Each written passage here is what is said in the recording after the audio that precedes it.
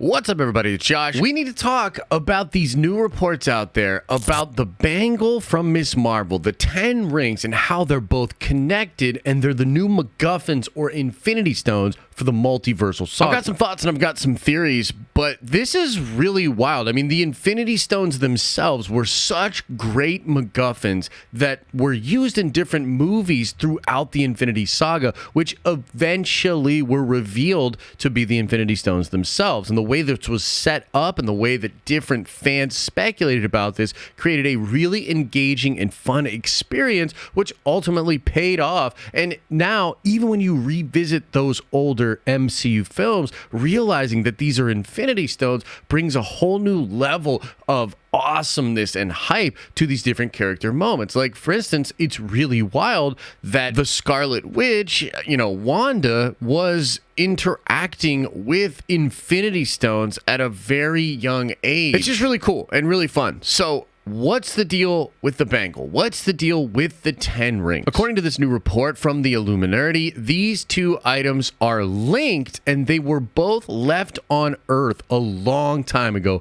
by aliens. And that's kind of interesting because in the post-credit scene for Shang-Chi, we see Bruce and Carol investigating what the 10 rings are. This is after when Shang-Chi uses the 10 rings and this beacon goes out, right? Wong explains that he felt that in Kamala, and he asks Shang-Chi how long did his father have the 10 rings for, and he answers about 1,000 years. And according to whatever data Bruce Banner is looking at, he explains that the rings are much older than that. It's also worth noting that they do immediately speculate that the rings themselves are alien technology, but it's not of any alien technology that Carol Danvers has encountered, and she has been flying around the universe for a long time. Now, I think we can presume that the 10 rings were created or associated with the realm of alllll. But that's not actually a guarantee, because it seems like when Wu finds these things, and it's completely separate from when he discovers alllll. He already has the rings and has been using them for some time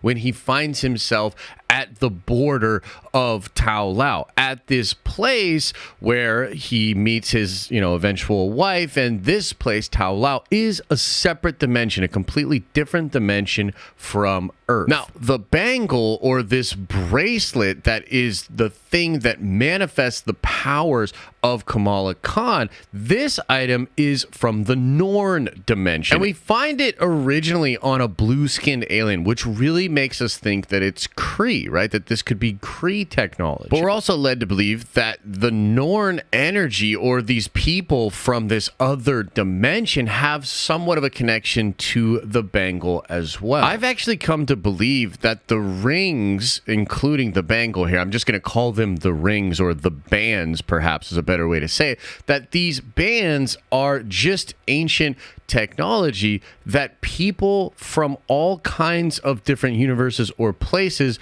are seeking. I believe that these are either a version of the quantum bands from Marvel Comics or the nega bands from Marvel Comics. It is said that the quantum bands are a unique energy manipulating device of incredible power that the cosmic being Eon awarded to those beings that it appointed to be the protectors of the universe. The bands served as both instruments of power and symbols of station of the protectors. Now, the quantum bands could have been created by Eon, but that's not actually ever really specifically spelled out in Marvel Comics. In fact, there's another story that makes it so the Ascended Eternal Kronos could be the one who created the quantum bands. Regardless of who created the quantum bands, they are billions of years old and were originally created to bestow the powers of Eon to these different people who would be the protectors of the universe. The quantum bands were also believed to be known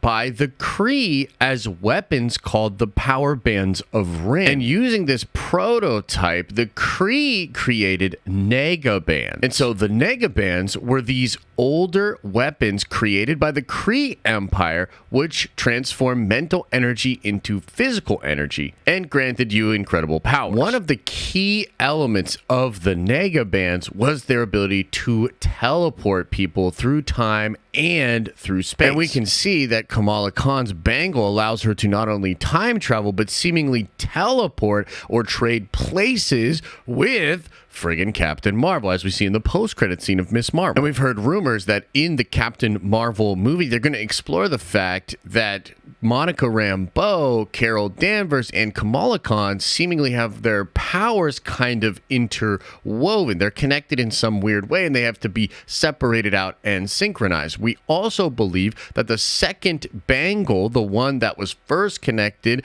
with the other one, is going to be explored and discovered in the Marvels movie. And so that's probably my best guess as to what these actually are, right? I think that the 10 rings are likely a version of the quantum bands, and the bangle that is given to Kamala Khan is likely this Kree invention where they tried to replicate what the quantum bands were, and that created the Nega bands. But okay, let's stop for a second and let's thoroughly explain what this means, because it's one thing to say that the 10 rings are going to be the quantum bands and that the bangles are going to be the Nega bands. What does this actually mean for the multiversal saga? Well, I believe the quantum bands will end up being powerful artifacts that were created by either a celestial, by Eon himself, or some force of power within the universe that is likely what the signal is sending out to or calling, right? The signal from the 10 rings is going to call that person to Earth, and that then this entity will imbue other characters with the powers of the quantum bands. This will give them incredible powers and abilities, but also, and centrally important to the multiversal saga, these bands, these quantum bands, will allow people to traverse the multiverse. The bottom line here is that I believe that these items will be weapons that were created by the Celestials from back in the day to allow the people of that universe to try to defend itself, right? And what would these people from this other universe need to defend themselves from? Well, I think it would be a multiversal war. I mean, we realize going into Avengers Kang Dynasty and Avengers Secret Wars that what Marvel is going to do is set up another multiversal war. And I say another very specifically because we know that there was at least one multiversal war in the past, likely many other versions of this multiversal war. And I think the quantum bands, and perhaps even the Nega bands after that,